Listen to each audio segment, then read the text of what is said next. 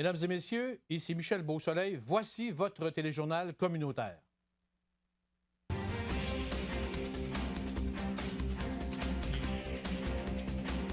Au menu cette semaine, des citoyens de Saint-Raymond demandent que l'usine de traitement des eaux usées de Lac-Sergent ne se construise pas chez eux.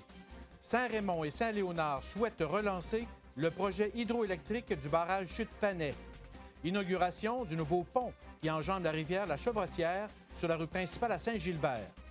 Le club FADOC du Bel-Âge de Rivière-à-Pierre et le comité Vasy de Saint-Raymond se portent acquéreurs d'un défibrillateur.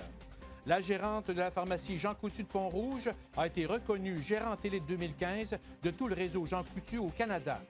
Et le centre de ski Saint-Raymond n'attend que la neige pour débuter sa 42e saison. Revenons sur le dernier conseil de ville de Saint-Raymond qui se tenait le lundi soir 7 décembre dernier. En début de séance, une délégation d'une quinzaine de citoyens de Saint-Raymond ont déposé des mémoires et une pétition signée par une quarantaine de personnes pour que la ville de Saint-Raymond les appuie politiquement dans leur requête pour que la municipalité de Lac-Sergent ne construise pas leur future usine de traitement des eaux usées sur le territoire de Saint-Raymond comme il est envisagé. Dans son projet de construire un réseau d'égouts collecteurs pour tous les résidents autour du Lac-Sergent, un projet qui date d'ailleurs depuis une dizaine d'années, la municipalité de Lac-Sergent entend construire l'usine et les rejets liquides à l'extrémité sud du lac, de l'autre côté du barrage, qui toucherait une quarantaine de propriétaires de Saint-Raymond. Ce sont les signataires de la pétition d'ailleurs. Les citoyens de Saint-Raymond déplorent que la ville de Lac-Sergent se tourne vers Saint-Raymond pour son projet alors qu'il est possible que l'usine se construise chez eux en fonction des études et des sites proposés par la firme d'experts. On prétend que la municipalité de Lac-Sergent veut éviter de longues procédures et retarder le projet face à un riche propriétaire récalcitrant. Écoutons le porte-parole du groupe, M. Serge Paquette. Il y avait quand même une étude qui venait dire que leur conseiller de l'installer à un point B, comme on parle depuis le début, qui est dans leur municipalité. Ouais. Pourquoi, là, tout d'un coup, le rejette du revers de la main? On sait pourquoi. C'est parce que ce citoyen-là, il va se battre bec et ongle pour retarder le projet. Oui, mais ça peut être vrai pour n'importe qui. Saint-Raymond aussi. Oui, c'est ça. Sauf que je sais pas c'est quoi. Ça peut être ça pour Saint-Raymond, mais c'est quand même Saint-Raymond, on n'est pas concerné par le projet. Non. Je trouve ça dommage que des gens de Saint-Raymond aient payé, alors que peut-être qu'il y a des gens plus fortunés dans l'autre municipalité qui ne veulent pas du projet, vont pelleter ça dans la cour des voisins à côté. De son côté, la ville de Saint-Raymond souhaite une entente à l'amiable dans ce dossier pour éviter le plus possible des frais judiciaires contre ses citoyens, mais aussi de se faire imposer légalement le projet sur son territoire. Le maire Daniel Dion a été surpris de constater que la municipalité de Lac-Sergent peut légalement obtenir des réserves foncières autant sur des terrains de sa municipalité que dans une autre municipalité pour ce genre de projet et peut donc légalement procéder aux expropriations nécessaires. Écoutons M. Dion. Il faut savoir une chose, c'est que nous, on ne peut pas s'opposer au projet d'égout collecteur de la ville du Lac-Sergent. La ville du Lac-Sergent, pour des fins d'aqueduc et d'égout, ont le droit d'exproprier sur leur municipalité et dans la municipalité voisine aussi, sans que nous autres, on peut leur faire la proposition. On peut faire des résolutions comme d'autres, mais on ne pourra pas les empêcher légalement parce qu'on a consulté nos avocats aussi. C'est sûr que nous autres, on ne peut pas s'opposer à ça. Ils peuvent procéder. Il faut dire que la municipalité de Lac-Sergent est encore loin de la coupe aux lèvres dans ce projet puisqu'elle doit à nouveau présenter aux résidents du lac les plans et devis et les coûts de construction de l'usine, l'endroit choisi aussi. Un autre processus de référendum pourrait être nécessaire pour aller de l'avant. D'autre part, la ville de Saint-Raymond a appuyé par résolution l'Association des propriétaires riverains du lac Quentin pour la réhabilitation du lac suite à la rupture du barrage du lac Bison en juin dernier et qui a vidé le lac de son eau. Une entente a été conclue à cet effet et la résolution touche les travaux de nettoyage et de réfection de la digue. La Ville s'engage donc, en leur nom, à acheminer une demande de certification d'autorisation au ministère de l'Environnement et l'association s'engage à produire à ses frais la demande, la gestion des travaux et la surveillance. On souhaite obtenir les autorisations nécessaires dans les plus brefs délais pour procéder au nettoyage des rives du lac Quentin cet hiver lorsque la terre sera gelée. La Ville a accepté de verser un premier montant de 10 000 sur les 80 000 estimés pour l'ensemble des travaux. l'Association des propriétaires s'est engagée à rembourser l'emprunt de la Ville par le principe d'une taxe de secteur. Les villes de Saint-Raymond et de Saint-Léonard s'associent pour se porter acquéreur du barrage Chute-Panay sur la rivière Sainte-Anne, près du centre-ville de Saint-Raymond. On souhaite faire revivre cette mini-centrale hydroélectrique et apporter des modifications pour éviter le plus possible une inondation de la rivière au centre-ville. Actuellement, le barrage, qui appartient au groupe Saint-Pierre, une firme de démolition, est à vendre. Hydro-Québec avait refusé un projet du genre en 2010. Le groupe Saint-Pierre a démoli l'ensemble des infrastructures de l'usine Tembec, ex-propriétaire de cette mini-centrale. Une étude de faisabilité a donc été octroyée à la firme Tetra Tech. On demande de mettre à jour les données des études déjà réalisées sur ce barrage, revoir son potentiel hydroélectrique, la mise en valeur et le niveau de contamination des berges et des terrains riverains, en plus des modifications nécessaires qui permettraient de mieux contrôler le niveau d'eau de la rivière. Le fonds du pacte rural de la MRC de Portneuf investit 15 000 pour l'étude et les municipalités de Saint-Raymond et Saint-Léonard investissent chacune 2 500 $. On a procédé ce mercredi à l'inauguration du nouveau pont qui enjambe la rivière La Chevretière sur la rue principale à Saint-Gilbert. Cette route relie Saint-Gilbert à Saint-Marc-des-Carrières. Ce nouveau pont en béton remplace le ponceau en acier qui avait atteint sa durée de vie utile après 35 ans. Il en a coûté 1 700 000 $ pour construire le pont plus long et plus large. La municipalité de Saint-Gilbert a profité de l'occasion pour moderniser son réseau d'aqueducs et traverser une nouvelle canalisation pour mieux desservir les résidents de l'autre côté de la rivière. Des travaux ont aussi été réalisés pour améliorer le ruissellement et l'écoulement des eaux pour le mieux-être de la faune aquatique. Il ne reste quelques travaux d'aménagement paysager à compléter. Durant les travaux de juin à octobre, les automobilistes ont été contraints de faire un détour de quelques 7,2 km de plus. Le député de Portneuf, Michel Matte, a remis cette semaine une aide financière de 1 700 $ pour que le club FADOC du Bel-Âge de Rivière-à-Pierre et le comité Vas-y de Saint-Raymond se portent acquéreurs d'un défibrillateur. Chaque défibrillateur coûte environ 2 500 $ et le coût total du projet est estimé à 5 100 $ incluant la formation. Ce concept lancé l'an dernier par le député et son équipe vise, en collaboration avec l'entreprise Formation Prévention Secours de Ville de Portneuf, à doter les salles communautaires du comté de Portneuf d'un défibrillateur très utile en cas d'urgence cardiaque et à former des gens en secourisme et premiers soins. Du côté de Rivière-à-Pierre, une quinzaine de personnes ont été formées et l'équipement sera installé à la salle communautaire. Aussi, le défibrillateur sera disponible pour tout citoyen qui en aurait besoin en cas d'urgence, comme le souligne le maire Jean Mainguy. L'appareil sera placé en évidence au centre communautaire Laurie-Pierroy. Et la majorité des organismes qui utilisent la salle ont déjà reçu la formation nécessaire à l'utilisation du défibrillateur. Cet appareil est vraiment essentiel pour nous, compte tenu de la distance à couvrir par les ambulanciers pour atteindre notre municipalité. Je vais dire, comme tous mes confrères et consoeurs, on va être bien content de le voir, mais on espère tous ne pas avoir à l'utiliser. Alors, merci beaucoup, messieurs. À Saint-Raymond, 3 employés du comité Vas-y ont été formés et le défibrillateur sera installé dans la salle de cours de l'organisme située sur la rue Saint-Ignace. Le comité Vas-y offre particulièrement le transport et l'accompagnement aux personnes âgées, en plus de remplir gratuitement les rapports d'impôts et d'offrir des activités aux personnes qui souffrent de problèmes de mémoire légers ou moyens. Actuellement, on retrouve un défibrillateur dans les arénas du comté de Portneuf et l'an dernier, les clubs de l'âge d'or de Saint-Marc-des-Carrières, de Nakona et Neuville, en collaboration avec leur municipalité, ont pu doter leur salle communautaire d'un appareil et des membres ont pu suivre la formation de M. Denis Saint-Pierre, président de Formation Prévention Secours, FPS. Le député et l'entreprise sont encore ouverts à d'autres demandes.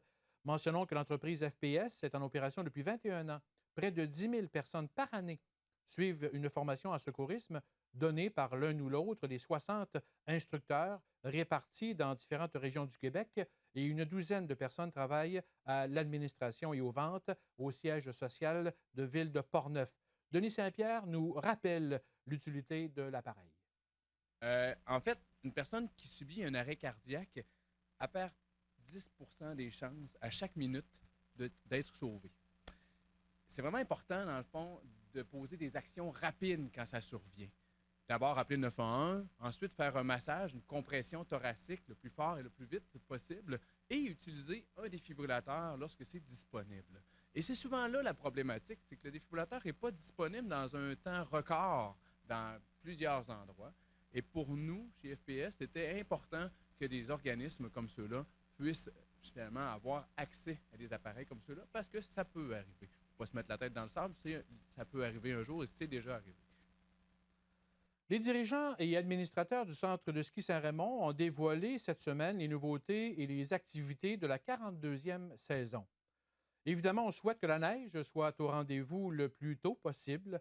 Néanmoins, on profite de ce temps doux pour procéder aux rénovations nécessaires de la fenestration du sous-sol.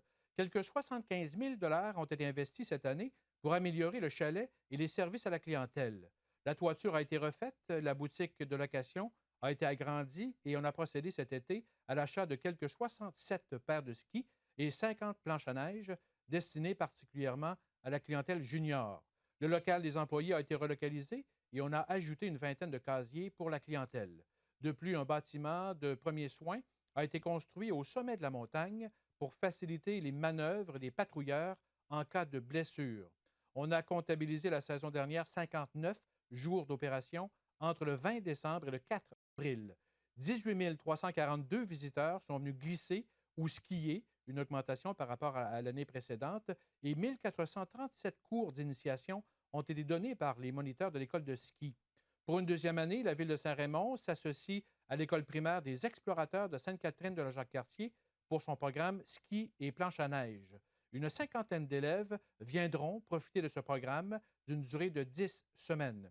L'activité d'initiation au ski et planche à neige revient le dimanche 3 janvier et une compétition amicale se tiendra en nouveauté le samedi 23 janvier.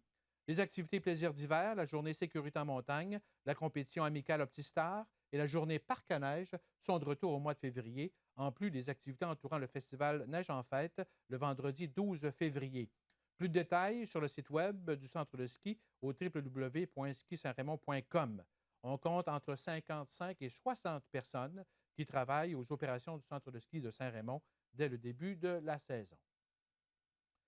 La Fondation Mira, en collaboration avec la Fondation Alcoa et la Commission scolaire de Portneuf, ont annoncé ce jeudi matin la mise en place de 22 bacs de récupération de cartouches d'encre et de vieux téléphones cellulaires dans 21 écoles de Portneuf et au centre administratif Michel Pagé. La Fondation Mira récupère annuellement environ 500 000 cartouches d'un peu partout au Québec et les profits sont destinés à entraîner des chiens guides. La mise en place de ces bacs en aluminium débutera lundi prochain. On pourra donc y déposer des cartouches d'imprimantes laser et à jet d'encre qui sont ensuite vendues à des recycleurs. On estime que les 2/3 des cartouches récupérées sont réutilisées, et ce, à plusieurs reprises. Il en coûte 30 000 $ par chien. Mira a acheté et formé 25 chiens en 2014 et on en prévoit 30 chiens en 2015. Ces chiens sont remis gratuitement à des personnes présentant un handicap visuel ou physique, ainsi qu'à des parents d'enfants atteints d'un trouble envahissant du développement, communément appelé TED. D'ailleurs, dans le but de stimuler la récupération, un concours est lancé aux élèves des écoles participantes de suggérer un nom pour un chien Mira qui sera donné à une personne éligible. Ce concours prendra fin à la fin du mois d'avril 2016 et un tirage sera effectué parmi les propositions retenues. Le programme de récupération des cartouches d'encre et téléphones cellulaires de Mira à travers le Québec a débuté en 1994. Une dizaine de personnes travaillent à l'entrepôt de l'organisme à but non lucratif situé à Neuville. Mentionnons que le concept de ces bacs en aluminium a été développé par des employés d'Alcoa et 150 autres bacs sont en préparation et seront acheminés vers Bécomo et Bécancour où on retrouve une aluminerie Alcoa. La Ville de Saint-Raymond, par le biais de son comité de la politique familiale et municipalités amies des aînés, lance l'invitation aux citoyens de profiter du nouveau service gratuit Libérer les livres qui permet d'emprunter ou d'échanger un livre sans contrainte monétaire. Un local de partage a été aménagé à l'entrée du centre multifonctionnel Roland-Dion. Les citoyens peuvent apporter des livres en bon état à la réception du centre qui seront étiquetés et placés dans les étagères du local. Les livres pour enfants sont particulièrement les bienvenus. On demande le plus possible de rapporter le livre qu'on a emprunté. On écoute le directeur du service des loisirs, Jean Alain. Ce qu'on souhaite, c'est de permettre évidemment au plus grand nombre de personnes d'utiliser les livres qui vont nous être donnés. Donc, le seul petit règlement qu'on a adopté, c'est que les personnes qui viennent emprunter les livres, on demande d'en emprunter 2 à la fois. Ce n'est pas une obligation d'échanger des livres, c'est-à-dire que vous n'êtes pas obligé d'arriver, si vous prenez un livre, de laisser un livre. Évidemment, c'est souhaitable, mais ce n'est pas une obligation. Par contre, si les personnes qui utilisent un livre, après la lecture, on demande évidemment de le rapporter et de continuer à faire le roulement de cette façon. Les heures d'ouverture du nouveau service sont du lundi au jeudi, de 9 h à 20 h et le samedi, de 9 h à midi. Il y a fermeture durant le temps des fêtes et le même horaire sera en vigueur à partir du lundi 11 janvier. Si l'activité prend de l'ampleur, d'autres endroits de la municipalité pourraient être aménagés pour offrir le service. Le concept Libérer les livres est l'initiative de 3 étudiantes de l'Université Laval en 2012. Gabrielle Brisebois, Catherine Blaquière et Mélise Brisebois ou Mélissa Brisebois. Depuis ce temps, le mouvement s'étend de plus en plus dans les municipalités.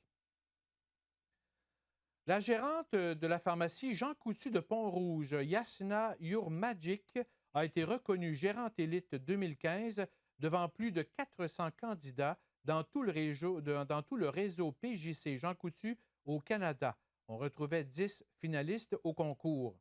C'est le vice-président aux opérations détail du groupe Jean Coutu, Jean-Michel Coutu, qui a remis le trophée à Mme Yurmagic vendredi dernier à la pharmacie de Pont-Rouge, située au 167 rue Dupont. Le trophée Gérant Élite vise à reconnaître une organisation sans reproche, une tenue de pharmacie impeccable, une excellente gestion du personnel et un service à la clientèle de haut niveau. La gérante Yasna Yurmagic, employée à cette pharmacie depuis 15 ans, dont 12 ans comme gérante, a profité de l'occasion pour remercier toute son équipe pour le travail accompli. Je profite de l'occasion pour vous dire encore une fois à quel point que je suis fière de vous. C'est grâce à votre dévouement, à votre travail acharné, que j'ai pu réaliser le rêve de chaque gérant, emporter le prix de gérante de l'année. Je vous remercie de me suivre avec autant d'enthousiasme et de partager mes valeurs. On dit qu'un bon gérant, c'est celui qui sait bien s'entourer et vous en êtes la preuve. Continuez de vous dépasser vous-même à chaque jour, de partager votre bonne humeur. Vous êtes tout simplement formidable. Merci d'être là. Je vous adore.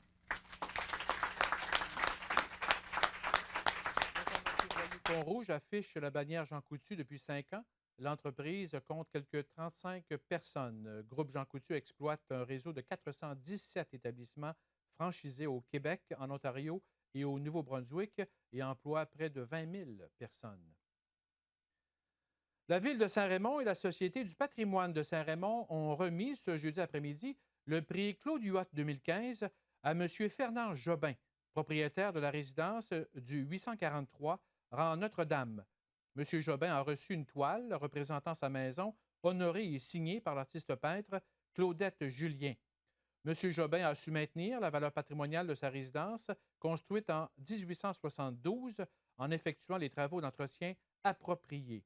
Il s'agissait de la 7e édition des prix Claude Huot, remis annuellement à des propriétaires de résidences à valeur patrimoniale qui ont effectué les travaux de restauration de leur immeuble dans le respect des caractéristiques architecturales d'origine ou en effectuant les travaux d'entretien appropriés.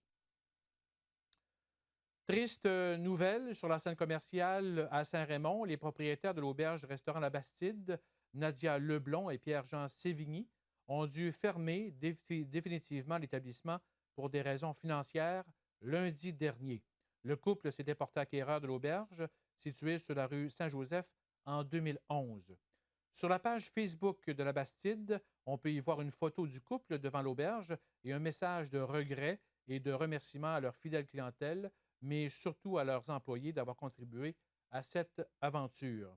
On apprenait également dans le journal Le Martinet ou infoportneuf.com à la mi-novembre la fermeture du marché Extra, aussi sur la rue Saint-Joseph. Simon Lefrançois et sa famille s'étaient portés acquéreurs du marché Gingras en 2013. Et un petit mot en terminant pour vous dire que pour sa première participation, la ville de Donnacona a obtenu 3 fleurons lors du dévoilement de la classification horticole des municipalités évaluées en 2015. La cote de classification horticole des fleurons du Québec de 1 à 5 est équivalente aux étoiles pour les hôtels ou les fourchettes pour les restaurants, est valable pour 3 ans et peut être affichée dans les entrées municipales.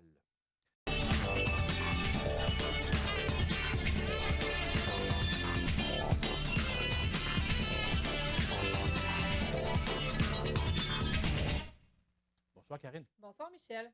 On a dévoilé ce mercredi l'équipe gagnante du concours Portneuf en un coup d'œil. Oui, rappelons que la MRC de Portneuf avait lancé ce concours en août dernier dans l'ensemble du Québec dans le but de revoir l'identification des portes de son territoire. L'objectif était de marquer les entrées de la MRC d'une manière distinctive, originale et fidèle à l'identité portneuvoise. Les propositions devaient prévoir le remplacement de l'affichage actuel qui est situé en bordure de l'autoroute 40 située à Neuville et à Deschambault-Grondines. Après analyse, le jury a retenu le concept de l'atelier DI de Deschambault-Grondines, composé d'Isabelle Mainguy, d'Isabelle Gélina et de Rachel Mainguy. Le vitrail coloré et épuré, intitulé « Les paysages au cœur », démontre une MRC fière de ses paysages, de ses ressources et de ses gens. Le découpage fait référence au bouclier canadien, aux basses-terres et au littoral surmonté du ciel et d'une pointe de bâti. Les espaces libres suggèrent l'accueil, la créativité et le potentiel de Portneuf. L'équipe gagnante s'est même mérité un montant de 10 000 $ et les affiches devraient être installées au printemps prochain. Un total de 6 propositions ont été soumises au jury, provenant d'un peu partout au Québec. La Conférence régionale des élus de la capitale nationale avait souscrit un montant de 80 000 $ au projet dans le cadre de l'entente spécifique sur la protection et la mise en valeur des paysages de la capitale nationale. Inauguration ce dimanche de l'œuvre collaborative de l'exposition Les ouvrages de Portneuf. Belle œuvre. Oui, donc ce dimanche dernier au Moulin Mercoux de Pont-Rouge, on a procédé au dévoilement de l'œuvre collaborative créée par l'artiste en art visuel Mathieu Fecteau, en collaboration avec le Cercle des fermières de Donnacona dans le cadre de l'exposition Les ouvrages de Portneuf. Il s'agit d'un tissage illuminé par 150 lumières de type LED qui représente une carte du ciel. Chaque circuit électrique représente une constellation que l'on pouvait voir dans le firmament ce dimanche 6 décembre dernier. Mathieu Fecteau ajoute certains éléments techniques.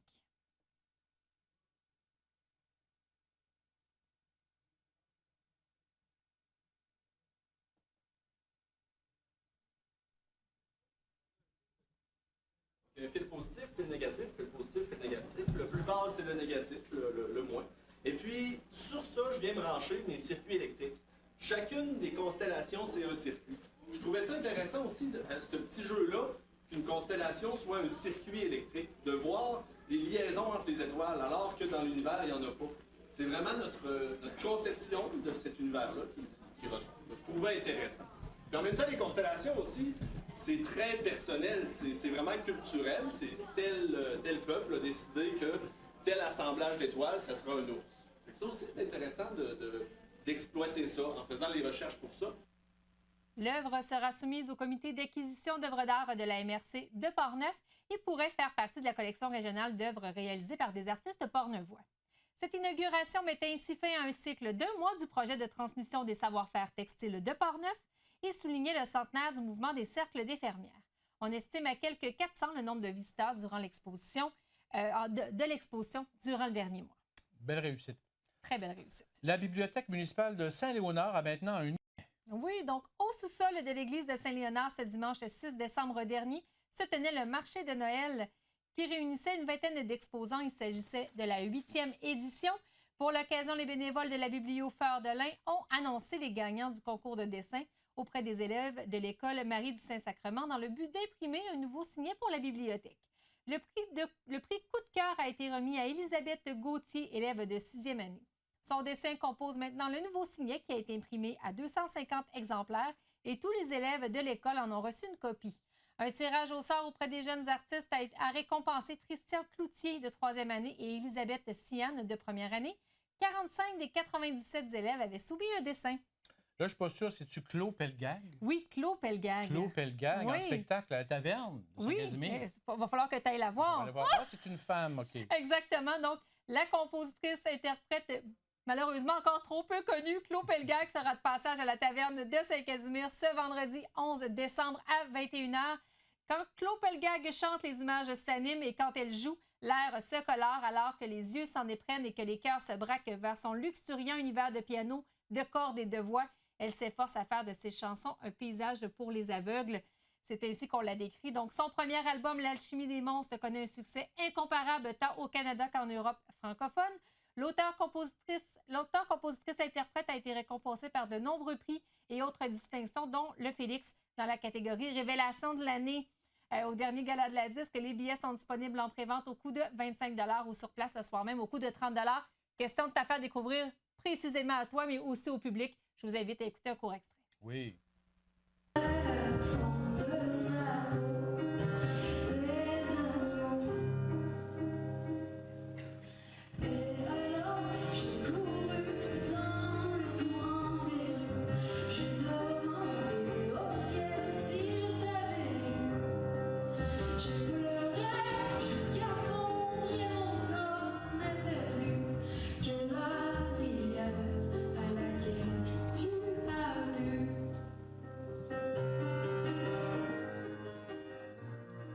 Très touchant. Oui, comme très spectacle. touchant. Répétition publique de la messe de minuit du chœur de culture et patrimoine des Chambaud-Grondines. Oui, vous pourrez entendre le chœur de culture et patrimoine des Chambaud-Grondines à l'église Saint-Joseph de Deschambault le jeudi 24 décembre prochain à 13h. Il s'agit d'une chance pour ceux qui ne pourront être présents à la messe de minuit de profiter de la dernière répétition du chœur, accompagnée par une dizaine de musiciens professionnels. La répétition sera ouverte au public à compter de 13h30 le 24 décembre. Les droits d'entrée demandés lors de cette répétition sont de 10 $ et servent simplement à défrayer les cachets versés aux musiciens professionnels qui participent au projet de la CPDG pour le plus grand bonheur de tous. En ce qui concerne la messe de minuit, elle se déroulera dans l'esprit de la tradition et sera à nouveau chantée à l'église Saint-Joseph de Deschambault cette année. Cette initiative de culture et patrimoine Deschambault-Grondines s'inscrit de plein pied dans la volonté de maintenir bien vivant ce patrimoine immatériel. Au programme, la messe en do majeur de Mozart, la graduale petite des essais piétistes et les réponses de la nativité de Michael Heads, le psaume 98 de Félix Mendelssohn et des cantiques de Noël qui seront chantés dès 23h45. On mentionne qu'il n'est pas nécessaire de réserver les places ni pour la messe de minuit, mais ni pour la pratique aussi de l'après-midi. On n'a qu'à se présenter tout simplement. Le groupe Carotté, dont on a reçu un des membres ici dernièrement, en spectacle à Saint-Casimir et Pont-Rouge. Oui, donc, dans un premier temps, le groupe Punk Trad de Portneuf sera en spectacle le 19 décembre prochain avec le groupe Groovy Hard Rock à la taverne de Saint-Casimir pour un party de Noël un peu avant le temps. Ça se déroule dès 21h. Les billets sont disponibles au coût de 25 $, donc le 19 décembre. Et le groupe célébrera par la suite l'arrivée de la nouvelle année. Ça se déroule cette fois-ci au manoir de Pont-Rouge le 31 décembre prochain. Ils seront cette fois-ci accompagnés du groupe Les Gars de Mashup. Le spectacle débute dès 20h et les billets sont disponibles au coût de 15 $. C'est toujours le fun de les attendre, surtout dans cette période-ci de l'année là, où on ne sent pas encore le temps des fêtes. Je vous invite à écouter ce court extrait.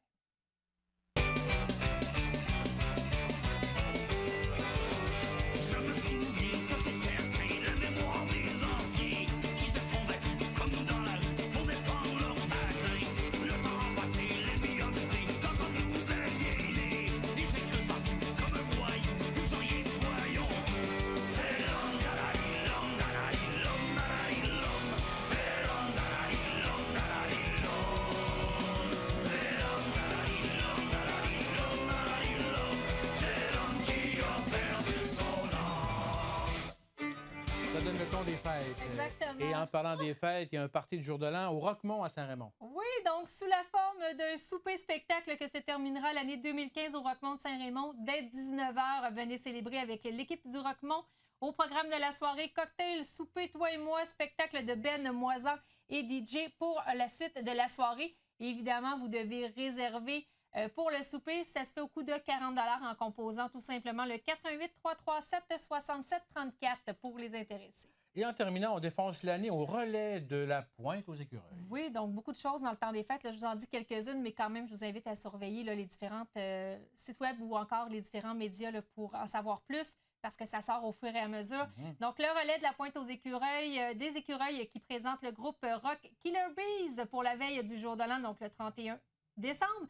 On invite la population à venir fêter et danser au rythme des grands succès des Beatles, Led Zeppelin, U2 et bien d'autres. Des grignotines ainsi que des bouchées et une santé seront évidemment servis. On souligne que la soirée débute dès 20h. Les billets sont disponibles en prévente au coût de 30 et au montant de 35 le soir même à la porte et qu'il y a aussi un prix là, pour les gens qui sont membres. Donc, ceux qui sont membres, le coût est un petit peu moins cher.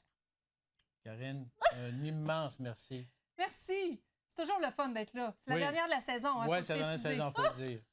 Après la pause, une entrevue avec le président de la commission scolaire de Portneuf, David Montminy.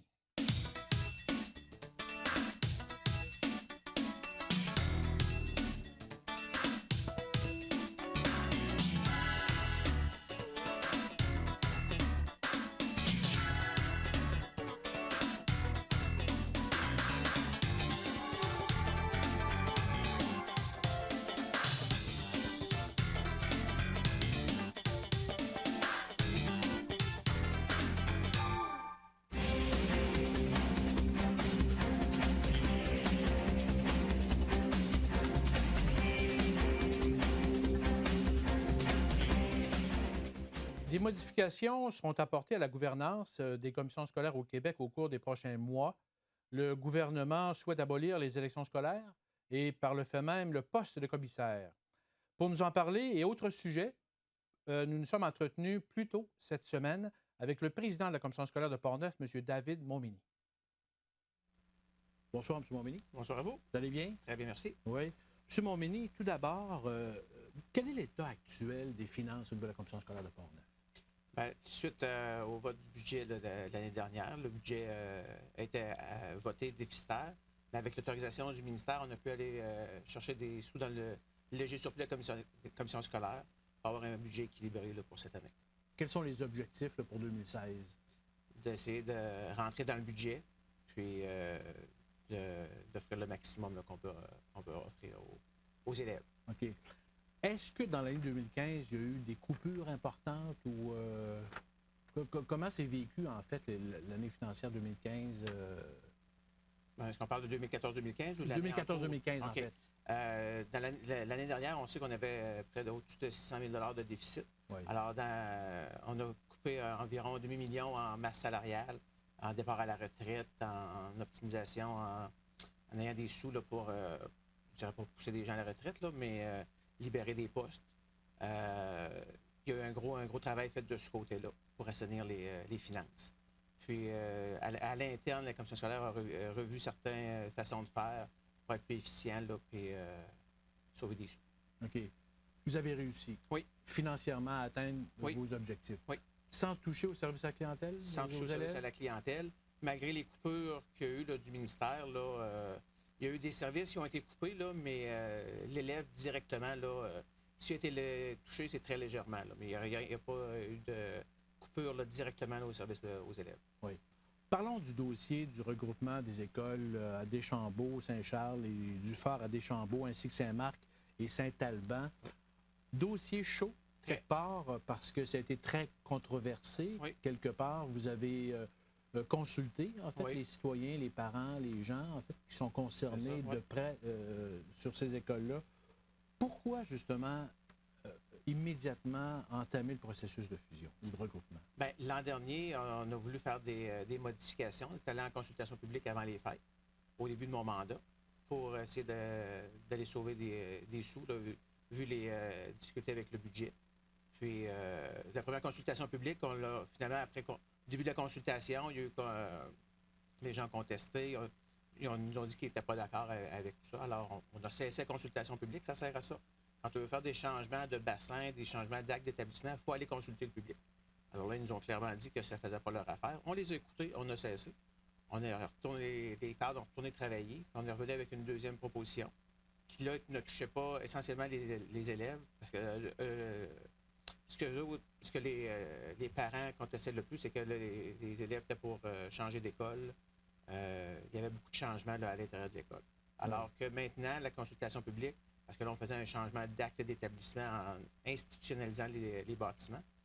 Il n'y a aucun élève qui est touché. Ça reste tel quel. Les élèves ne changent pas d'école. Il n'y a rien qui touche à part un changement administratif. Ça allège la structure de la commission scolaire. Puis, à court terme, il va y avoir des économies là, financières.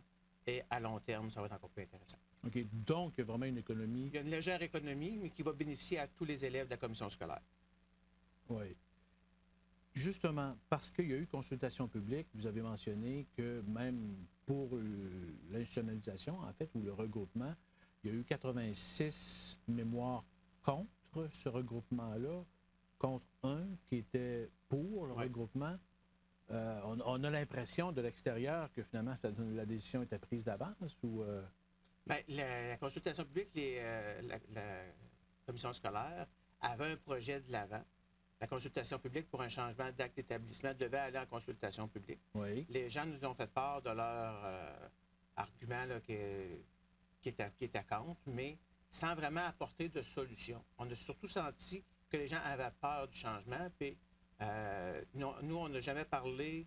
Nous, ce qui nous intéressait beaucoup, c'était le service à l'élève. On ne touchait aucunement à l'élève. Eux, ce qui nous reprochaient le plus, à notre lecture, c'était des changements de gouverne interne du conseil d'établissement à l'intérieur de l'école. Mais à l'élève, il n'y avait pas beaucoup de poids de ce côté-là, ce qui nous concernait le plus.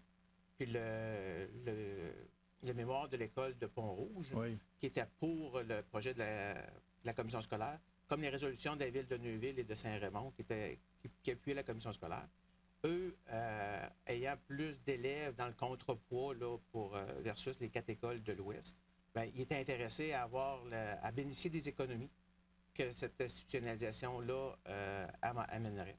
Alors, on est allé avec le pour et le contre. Puis, c'est sûr que les gens, c'est la peur du changement, là, dans le fond, là. Mais la dernière rencontre, il y a un parent de Saint-Alban qui m'a pointé directement qu'il y a 3 ans, quand ils ont fermé l'école secondaire à Pont-Rouge, j'étais dans le comité de sauvegarde de l'école. Ça n'a pas fonctionné. Les dés n'étaient pas pris. C'était une décision administrative. On est allé en consultation publique parce qu'ils devaient le faire. Mais 2 ans après, je me rends compte que les cadres qui vivent là-dedans tous les jours avaient la solution. Parce que 2 ans après, c'était la meilleure solution à prendre. Là. Les élèves, ça a été gagnant-gagnant pour les élèves. Là. Puis, alors, je pense qu'il faut faire confiance aux cadres là, qui travaillent dans ce milieu-là tous les jours, puis ils savent où ils s'en vont. Là. Oui. Parlons peut-être maintenant du projet de loi 86 qui a été déposé, en fait, vendredi dernier. On veut abolir les commissaires, on veut abolir les élections le volet politique scolaires. Oui. Pour vous, qui êtes président des commissaires ici dans Portneuf, comment vous voyez ça, ce qui a été proposé, en fait? Bien, c'est sûr que c'est une perte de démocratie. Le budget des commissions scolaires d'éducation au Québec, c'est environ 10 à 12 du budget de la province, c'est autour de 11 ou 12 milliards de dollars. Je pense que c'est important de garder une démocratie près des gens. Les élections scolaires servent à mettre des gens en place de chacun des milieux concernés. Ce que le ministre veut apporter avec son projet de loi, c'est d'avoir 6 parents du territoire de la commission scolaire, en ajoutant des directions, des enseignants, des professionnels et des gens de la communauté. Oui. Il est important ici de savoir que les 6 personnes de la communauté ne seront pas obligés d'être citoyens du territoire de la commission scolaire. Alors, avec les directions puis les professionnels et enseignants qui n'habitent pas nécessairement Portneuf, alors on peut avoir sur les 16 personnes du comité scolaire qui veulent appeler, à peu près 8 personnes pourraient ne pas provenir de Portneuf. Alors, on avait une rencontre en fin de semaine avec la Fédération des commissions scolaires. On trouve ça absurde que la commission scolaire ait des gens décisionnels qui viennent probablement pas du territoire de la commission scolaire. Pour eux, que l'identité, ça soit un emploi, point final. Là. Alors, un petit problème avec ça. Ça enlève l'identité locale des commissions scolaires. Ouais. Mais pourquoi les gens ne s'intéressent pas justement aux élections scolaires quand c'est quelques pourcentages, en fait? Là, on a l'impression que les gens sont choisis d'avance, là, puis que le fait qu'il n'y ait pas d'élection, qu'il n'y ait pas d'opposants, la démocratie est plus ou moins valable, si on peut dire. Bien, il y a 1 an et demi, quand on était allé en élection dans le comté de Portneuf, il y a eu 2 ou 3 élections des commissaires. Oui. Oui, non, c'est pas tous les postes qui vont en élection là, aux 4 ans. Mais on a fait un parallèle cet automne avec la participation des parents aux assemblées générales des écoles en mois de septembre. Le pourcentage de voteurs l'an dernier dans Port-Neuf, c'est autour de 9 ou 10 Puis on s'est rendu compte que c'est la même participation aux assemblées générales de début d'année. J'étais à l'Assemblée générale de Pont-Rouge cette année, qui a 850 élèves. Donc, on peut dire à peu près sur une possibilité d'environ 1700 parents, là, 850 élèves. Oui. On était 35 dans la salle. OK. Alors, les parents ont d'autres chats à fouetter que de je dirais pas s'intéresser, mais de s'impliquer dans l'administration scolaire. Mais ceux qui sont là, c'est parce qu'ils le désirent. Là. Moi, si je suis là, c'est pas personne qui m'a poussé dans l'eau, c'est parce que ça m'intéresse et j'ai du temps à donner aussi. Là. Oui. Alors, c'est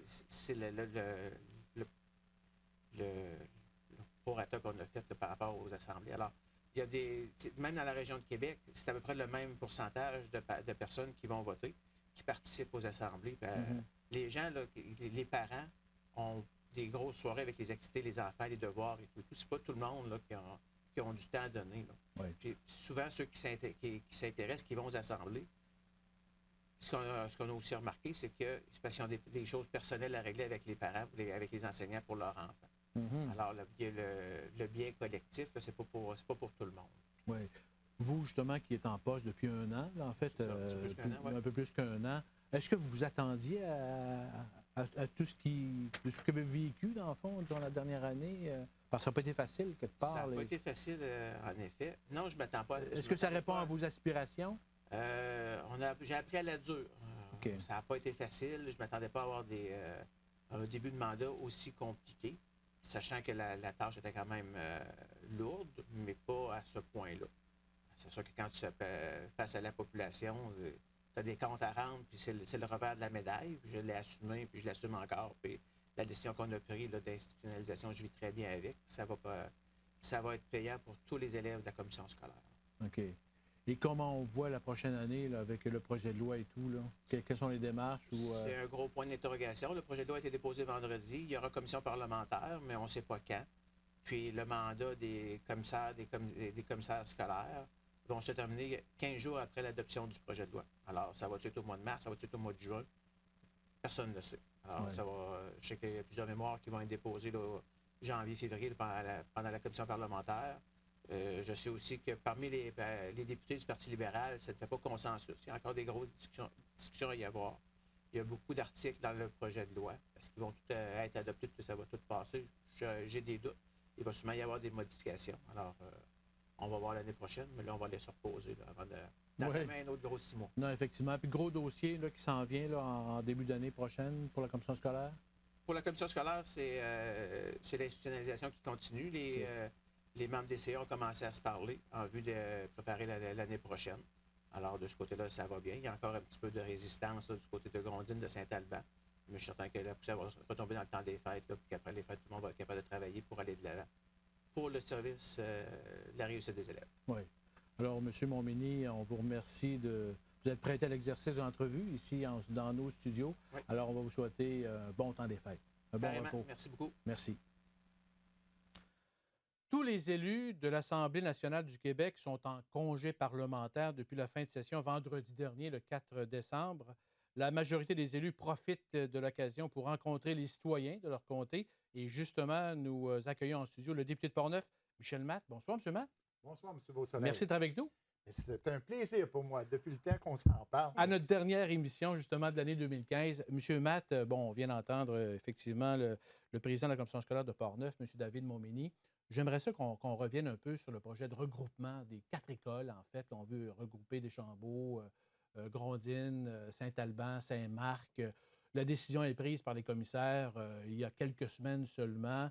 On a entendu votre attaché politique justement dire que vous suggériez, en fait, qu'on retarde ou qu'on attende que le projet de loi qui a été déposé se fasse. Mais ça s'est fait quand même. Comment vous percevez ça, cette décision-là de la commission scolaire?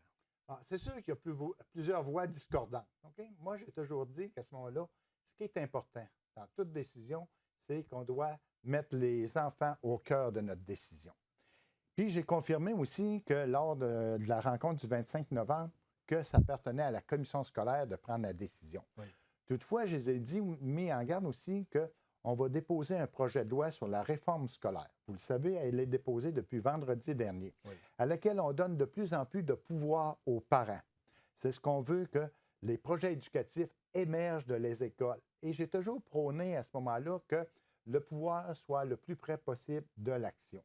Donc, moi, j'ai dit, dans un contexte comme ça, est-ce qu'on ne pourra pas revoir notre décision? Est-ce qu'on ne peut pas la suspendre aussi, compte tenu que lorsqu'ils ont pris les décisions au mois de novembre, le 25, on ne connaissait pas la loi qui est déposée. Ouais. Là, on la connaît. Compte tenu des nouveaux éléments, est-ce qu'on ne devrait pas suspendre cette décision-là, la revoir, se questionner et réfléchir à ce moment-là? Il semble que non. J'ai posé la question à M. Montminy. Il semble qu'on se lance dans ce processus dès le mois de janvier. Mais est-ce que lorsque la nouvelle loi sera passée, est-ce que ça pourrait changer? Est-ce que, selon le projet de loi, est-ce que la décision pourrait être changée? Bon, si on regarde le projet de loi, j'ai été très actif, puis avec mon collègue, M. Blais, ministre de l'Éducation, j'ai eu à plusieurs occasions de pouvoir échanger sur le projet de loi. On sait qu'actuellement, on va aller en consultation. Donc, tous ceux qui veulent se faire entendre pourront le faire. Il y a des articles aussi, entre 180 et 188 de l'article de la loi, où on dit que lorsque le projet de loi va être adopté, 15 jours après, c'est un conseil provisoire qui va être en place. OK. Donc, un conseil provisoire, et là, pourront pas revoir les décisions qui ont été prises là, depuis le 4 de décembre, le dépôt, OK. ni avant. Mais il y a des articles de loi qui encadrent très bien à ce moment-là qu'est-ce qu'on peut faire, qu'est-ce qu'on peut faire. Mais OK. c'est clair qu'après l'adoption du projet de loi, est-ce qu'on va pouvoir changer, mais il va y avoir beaucoup de considérations. Oui. L'affectation des enseignants va être faite. Moi, je me dis que ce qu'on envisage, c'est compte tenu qu'il va y avoir un changement au niveau de la réforme scolaire, compte tenu que ce sont de nouvelles personnes qui seront là, est-ce qu'on n'est pas mieux d'attendre? OK. Qu'est-ce qui nous oblige à prendre une décision actuellement, compte tenu que les commissaires actuels seront plusieurs, peut-être, ne seront plus là aussi. Mais la commission scolaire maintient l'idée qu'ils prennent la décision pour le bien des enfants dans leur façon d'analyser le dossier. Comment on peut voir qu'un regroupement, parce que dans le fond, s'il y a regroupement, ça veut dire qu'on a juste un comité d'école, si on veut, au lieu de deux. Est-ce que c'est plus facile? Vous avez été directeur d'école. Oui, j'ai occupé les différentes fonctions dans la commission scolaire. Est-ce que c'est plus facile de gérer deux écoles ou avec un comité? Ou, Moi, je me dis, tu sais, c'est une organisation, c'est administratif, ça. Oui, c'est ça. Mais compte tenu des nouvelles lois, compte tenu des budgets, vous le savez que le gouvernement, à partir du 1er janvier, on va allouer 20 millions pour le système scolaire et les rumeurs sont à l'effet qu'on va octroyer ça de plus en plus vers les petites commissions scolaires, vers les petites écoles, excusez-moi. Oui. Il y a 80 millions qui seront ajoutés. Mais c'est quand même des informations qu'on n'avait pas ça au mois de novembre, mais là qu'on le sait, qu'on dit. Okay. Donc, moi, je me dis, peut-on regarder? Vous le savez, il y a plusieurs mémoires qui ont été présentées. Je sais que je reçois 86 mémoires contre le projet et un pour, en fait, de Pont-Rouge.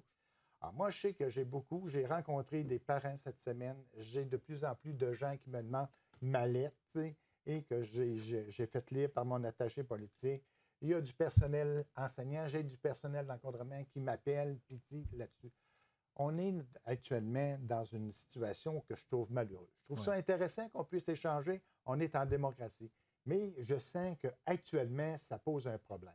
Hier, on m'a informé qu'hier, les 18 maires des municipalités ont adopté à l'unanimité une résolution qui demande à la commission scolaire, au commissaire, de suspendre la décision. Une suspension, ça ne veut pas dire de la renier. Non, c'est qu'on attend. Là. On attend. On peut-tu attendre? Moi, devant un contexte, moi, je représente là, les commettants de Portneuf et devant un dilemme. Ce que je veux, c'est qu'on puisse prendre en harmonie une décision qui est là. Alors donc, si 18 maires sont unanimes pour prendre cette décision-là, ça veut peut-être dire aussi qu'on peut peut-être se questionner et de suspendre. Oui. Rapidement, parce qu'il y a d'autres sujets que j'aimerais qu'on aborde, mais M. Montminy, tantôt, disait que dans le projet de loi, il pourrait y avoir des gens de l'extérieur qui fassent partie du comité. Est-ce que vous avez vu ça quelque part dans le projet de loi? Moi, je n'ai pas vu ça dans le projet de loi. Alors, remarquez que je vais le regarder. Mais si on reprend l'esprit, c'est de faire en sorte que l'école soit de plus en plus près des décisions. ce soit le milieu, ce soit les gens. Donc, si ce n'est pas des gens du milieu, c'est d'aller à l'encontre de la philosophie, de l'esprit de la loi. Je ne crois pas à ça. Et si c'est ça, fiez-vous sur moi que je vais parler au ministre demain. Je vais lui dire, il va dire, écoutez, là, puis il y a une consultation publique. Tout le monde va pouvoir se faire entendre là-dessus. Mais l'esprit, c'est que ce soit des gens du milieu. Oui. Parlons maintenant du dossier du registre des armes à feu parce que vous avez adopté justement le fait qu'on veut avoir un registre au Québec d'armes à feu. Pour vous, c'est une bonne chose d'avoir un registre d'armes à feu? Ah, ça, mais elle est vraiment bonne, votre question. Au début, j'étais contre le registre, OK? Mais j'ai cheminé, j'ai été consulté, j'ai été capable de m'exprimer. J'avais 3 réserves. Les réserves que j'avais m'ont été fournies par des commettants de Portneuf, par des présidents de clubs de chasse et de pêche. Oui. On me disait, il ne fallait pas qu'il y ait un coup, parce qu'il y avait une rumeur qui disait qu'il y aurait des coups. Donc, on ne voulait pas de coups, on ne voulait pas que ça devienne un répétitif, là, après 5 ans de recommencer, et que ça soit simple. OK? Quand la ministre, à ce moment-là, nous a consultés, puis j'étais sur le comité, j'ai dit, écoutez, non, c'est simple. Donc, on ne veut pas qu'il y ait de coups, il n'y a pas de coups. On a 12 mois pour pouvoir s'inscrire, donc c'est un registre d'immatriculation. Ouais. Donc, sur mon arme, je vais avoir un numéro d'immatriculation, comme lorsque j'enregistre ma remorque. Je l'enregistre une fois, puis c'est bon pour la vie durable. Okay. L'arme à feu, ça sera la même chose. Je vais avoir un numéro d'immatriculation qui est dessus, qui va être là, la vie durante que l'arme m'appartient. Donc, c'est simple, j'ai 12 mois pour le faire. Puis aussi, il y a un consensus social. Vous le savez, suite aux événements... Tous les partis, dans le fond, là, acceptés à l'unanimité. Ouais. Il y a un consensus social, mais il y a l'unanimité au niveau parlementaire. Exact. Donc, on est là. Ça va commencer, ça commence quand, ça? Ah, bon, bien là, ça commence. On a 12 mois pour pouvoir l'appliquer. Okay. Et donc, là, actuellement, c'était déposé. Unanimement, on l'a accepté. Et je pense qu'il n'y aura pas de consultation parce que c'est adopté là-dessus. Oui. Et ça, c'est surtout pour les armes d'épaule, en fait, les chasseurs. Là, il y en a, mais on ne fera pas d'amalgame non plus. Ça peut se faire par Internet aussi, je pense, l'inscription. Ça puis il y a va se plusieurs faire par possibilités. Internet. Oui. Moi, je suis un chasseur à l'occasion. J'en ai 5. Je vais le faire. Ce que je ne voulais pas, c'est qu'à tous les 5 ans, on reprend. Quand je leur dis ça au monde, ils comprennent qu'actuellement, c'est un consensus social. Oui. Projet Gaz Métro à Saint-Marc, comment ça va? Bon, actuellement, ça va très bien. On s'apprête à donner le contrat pour une firme de nous bâtir un dossier argumentaire pour pouvoir le réaliser. Nous autres, notre gouvernement, on avait prévu des montants d'argent qui seront réservés pour pouvoir permettre l'installation de la conduite pour différents projets. Donc, on s'inscrit là-dedans. Il reste encore de l'argent et on demande aussi au fédéral de pouvoir nous supporter. Nous autres, on va être prêts en autant qu'il y a une contribution du milieu, une contribution du fédéral, puis la contribution du provincial. OK. Échéancier? Bon, nous autres, c'est toujours plus tôt. Ouais. La FIM pense nous donner le projet là, au cours du printemps parce qu'on s'inspire beaucoup de ce qui est fait dans Chaudière-Appalaches. Oui. On en a parlé un petit peu la semaine dernière. C'est votre nouveau programme, ou le nouveau programme, en fait, Réno-Région. Ça, c'est nouveau, ça? Ou c'est modifié, en fait? Là. Il y avait quand même des programmes pour... Ah oui, ça c'est modifié. Puis c'est vraiment bien. Puis si vous saviez, là, j'ai été inondé. Là. Plusieurs personnes appelaient à mon bureau pour me dire quand est-ce que ça va venir. Oui. C'est une fusion des programmes qui existaient actuellement. Il faut que ce soit un projet de plus de 2 000 moins de 12 000 Mais si vous avez déjà souscrit à ce projet-là, vous pouvez aussi vous réinscrire. Donc ça, c'est vraiment une nouveauté, ce qui est intéressant. Et c'est géré par la MRC. Je suis très heureux de... Par la MRC? C'est pas la SHCT? Non. Okay. C'est M. Jobin à la MRC là, qui gère ça. Okay. Donc, c'est la même structure qui était existante auparavant. Donc, les gens doivent faire appel à la MRC pour pouvoir remplir les formulaires. Les formulaires aussi. Pour avoir accès aux subventions. Oui, puis sur le site Internet aussi, là, il y a de l'information. Mais informez-vous là, à la MRC. Oui. Il nous reste quelques secondes. Bilan 2015, investissement important dans Portneuf? Ben, moi, j'ai toujours été que je défends Portneuf. Je veux toujours que Portneuf reçoive sa juste part. Et je vous dis, dans un contexte où on a une rigueur administrative, une rigueur budgétaire, ça va très bien. Oui, je supporte de plus en plus d'entreprises. C'est vraiment bien dans le contexte. Et on a un taux de chômage dans Portneuf qui est à l'image de la Ville de Québec, à 4,5 %. Beaucoup d'entreprises sont à la recherche là, d'employés. Oui. 10 secondes, priorité 2016? Ben, c'est de continuer ce qu'on a amorcé. Vous le savez que oui, je continue. J'ai d'autres entreprises qui sont venues me voir. On travaille là-dessus. Et compte tenu du peu de secondes, il faudrait se reprendre. Mais On se reprendra. je tiens à dire bonne année à tous et joyeux Noël. Bien, merci et vous aussi. De joyeuses fêtes, M. Matt, puis on se revoit en 2016. Merci beaucoup. Merci, Michel. Alors, le député donc de Portneuf, Michel Matt. Ça complète donc Info CJSR pour cette semaine et aussi donc pour cette année 2015. Nous serons de retour le jeudi 14 janvier 2016. Merci Karine, merci à Stéphane, merci à Jessie, à la régie. Au nom de toute l'équipe d'Info CJSR, nous vous souhaitons de joyeuses fêtes, une bonne année 2015 et profitez de la vie avec les gens que vous aimez. On se laisse avec une pièce de Noël du Stage Band de Portneuf à l'activité de Noël au Moulin en fin de semaine dernière. Ici Michel Beausoleil. Bonne fin de soirée.